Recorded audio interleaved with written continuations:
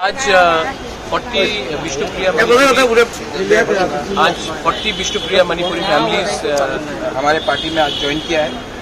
और तृणमूल कांग्रेस के state wise president and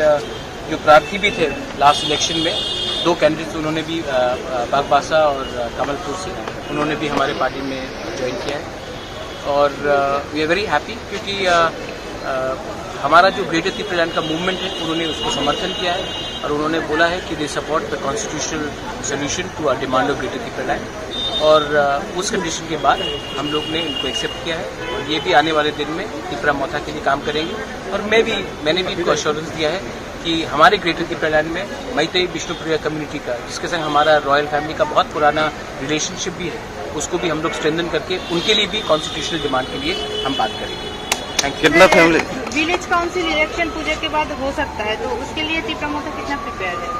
मैं ये सवाल आप मुझसे मत पूछिए, ये सवाल आप बीजेपी से पूछिए, वो लोग कितने प्रिपेयर है, क्योंकि हम तो 1 साल से प्रिपेयर हैं।